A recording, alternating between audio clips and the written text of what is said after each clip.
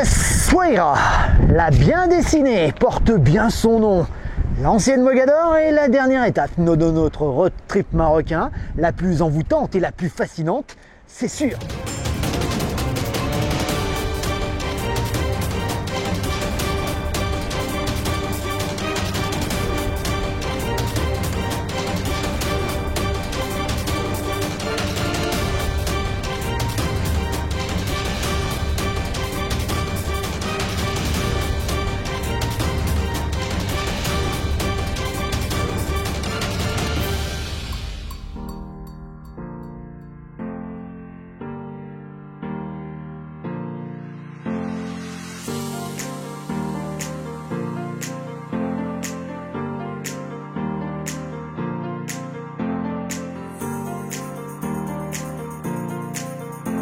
Alors la route Marrakech-Essaouira est plutôt belle, c'est quasiment tout droit et ça invite à faire un petit peu tourner la voiture et tourner le compteur. On vous le déconseille, on n'a jamais vu autant de radars au Maroc. Les temps ont bien changé, j'ai l'impression que cette route, c'est un peu la vache à lait. Sur le bord de la route, on a vu énormément de gens qui étaient arrêtés et qui devaient payer évidemment directement leur amende. Ça nous est arrivé à nous aussi. Il faut dire qu'on change de panneau assez souvent, on passe de 60 à 80, 100 pendant quelques kilomètres, on redescend à 80, village 60.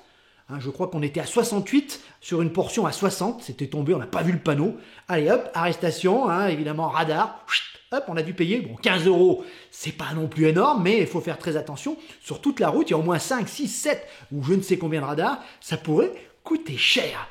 À partir de Chichaoua, sachez qu'il y a une voie express qui permet d'aller beaucoup plus vite. Quoi qu'il en soit, en 2h30 environ, si vous faites un petit peu l'école buissonnière, que vous voulez prendre quelques photos en route, un petit peu plus. Mais ça se fait très bien et c'est une route plutôt pas mal. Peut-être éviter, comme partout au Maroc, de la faire de nuit. On ne sait pas trop ce qui peut traverser la route sur les routes marocaines. Attention, si vous êtes allergique à la route, il y a un aéroport à Essaouira. Sachez qu'il est à 15 km du centre-ville. EasyJet, Transavia permettent de rejoindre Essaouira pour pas très cher depuis la France.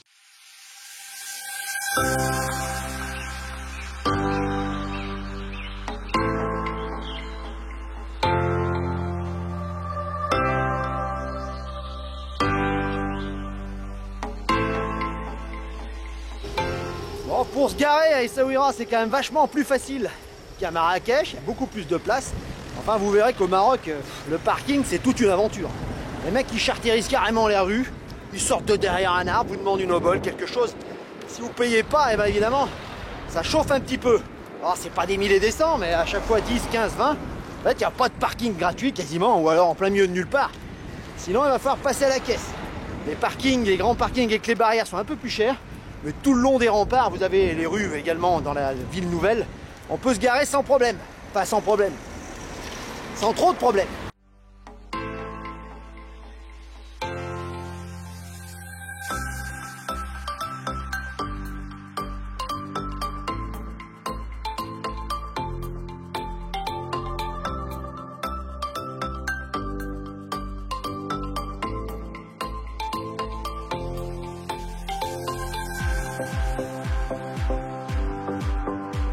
Essaouira, les mecs! La ville est en travaux.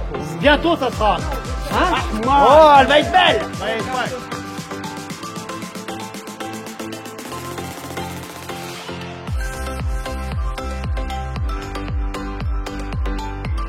Bon, comme d'hab, arrivé à Essaouira, 17 h, pas de résa, on tourne un petit peu pour essayer de trouver. Oh, ils font des travaux de tous les côtés. Il y a pas mal de trucs fermés quand même, à cause du Covid, j'imagine. Donc on va quand même se trouver une bonne adresse, vous inquiétez pas, on va mettre le temps qu'il faudra. Mais ça sent déjà la mer, voire un petit peu la merde aussi.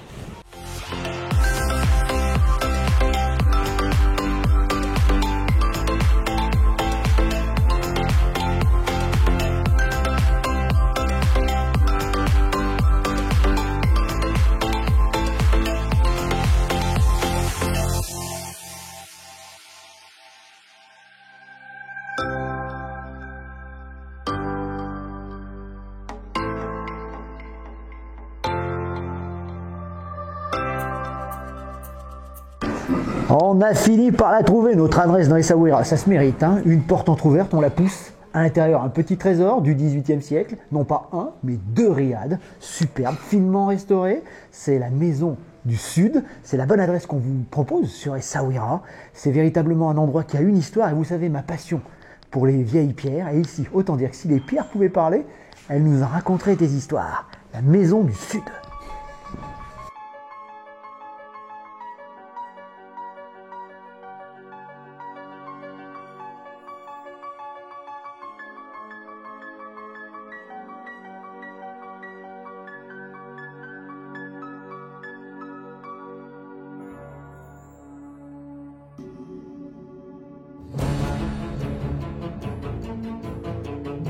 Notre hébergement, la Maison du Sud, est installé dans l'ancien Mela, le quartier juif. Il faut savoir que chassés d'Espagne par Isabelle de Castille, nombreux ont été à s'installer ici, on les appelait les commerçants du roi, et autant dire qu'ils avaient une place très importante, notamment dans ce débouché des caravanes et le premier port de l'Atlantique, avant que Casablanca ne la supplante dans les années les plus modernes. Mais le quartier du Mela est là, plutôt sympa, avec de belles demeures, comme celle où nous logeons. Il faut dire que ceux-ci étaient passés maîtres dans l'art du commerce de la canne à sucre, du tabac, de la poudre à canon ou des métaux. D'accord ? Petit à petit, Essaouira malheureusement va tomber un petit peu dans l'oubli. Pourquoi ? Parce que son port en eau peu profonde et finalement peu attirant, elle va se reconvertir dans la pêche. Évidemment, et perdre son attrait du commerce international qu'elle était autrefois. Les derniers juifs quitteront Essaouira dans les années 60, après la guerre des 6 jours.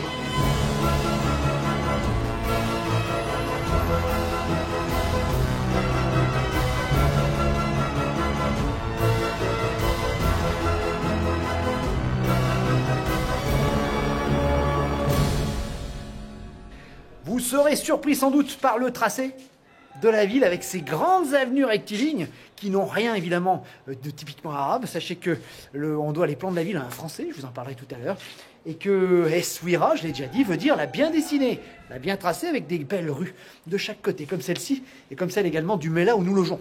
Mogador. Ce nom siffle à nos oreilles comme des promesses d'aventure et de richesse. Sachez que, pour la petite histoire, ce sont les Portugais qui ont donné ce nom à la ville, serait une déformation du nom local Mogdoul. Pour revenir aux Portugais, ils se sont installés ici dès 1506 avec Manuel du Portugal, édifiant une petite ville et une forteresse. Ils n'avaient pas échappé aux Portugais l'importance stratégique du lieu, point de convergence entre le commerce atlantique et le commerce des caravanes.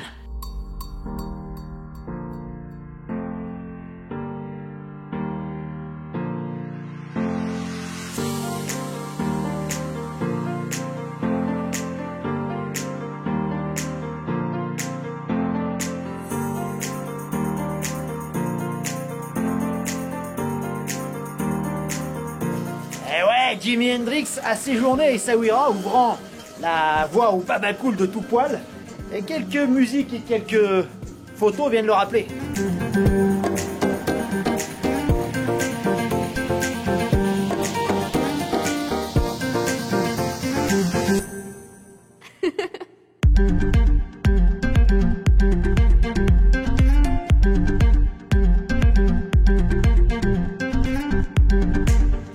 Ce qui est super agréable à Essaouira, pas de harcèlement, pas de faux rabatteurs et tout ce que vous voulez de Marrakech, ça repose pas mal. Alors c'est vrai qu'il n'y a pas énormément de visites à faire, la ville en elle-même est une visite, d'accord.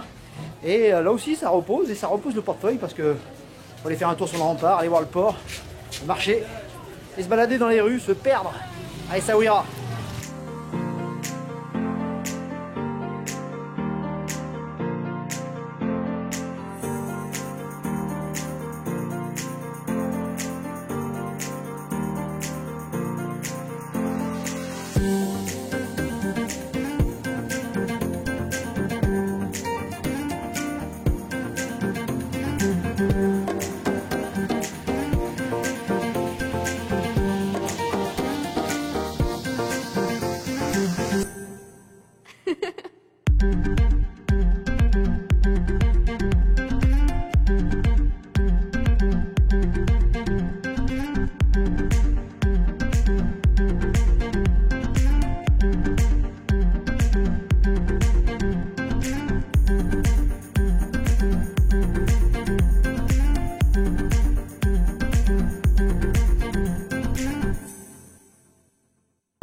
a une histoire incroyable, hein. Il n'y avait rien ici au départ, un mouillage pour Phéniciens et Carthaginois, je vous l'ai dit.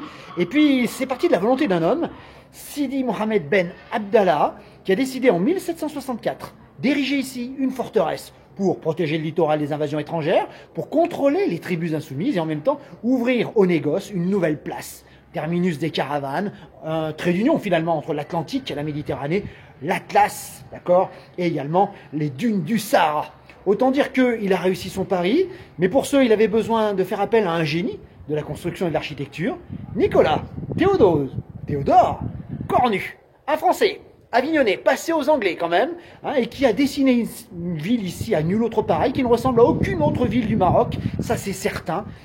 Essaouira l'a bien dessiné, porte superbement bien son nom. Grandes artères en ligne droite, une organisation quasi militaire qui rappelle un petit peu les ouvrages à la Vauban, hein, ni plus ni moins. Saint-Malo aussi, je l'ai déjà dit. Histoire assez incroyable quand même que cet Avignonnais qui a travaillé pour les Anglais, à Gibraltar par exemple, qui a travaillé pour Louis XV également sur les fortifications du Roussillon. Il a également travaillé 3 ans ici à Essaouira avant d'être congédié, trop gourmand, il faut dire, trop cher.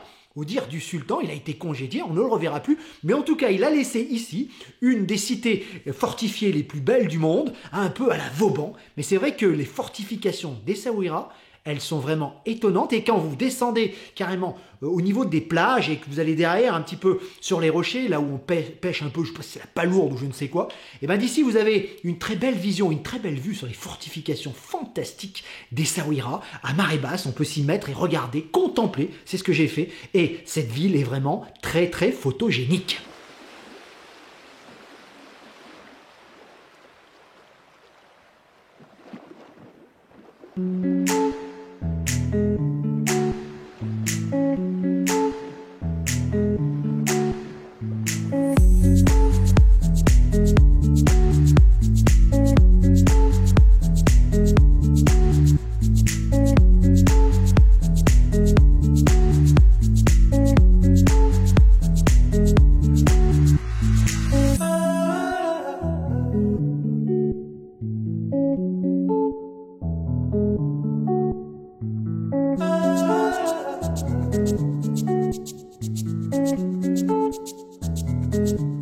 Des petits airs de Saint-Malo, hein, à la sauce marocaine, épicée.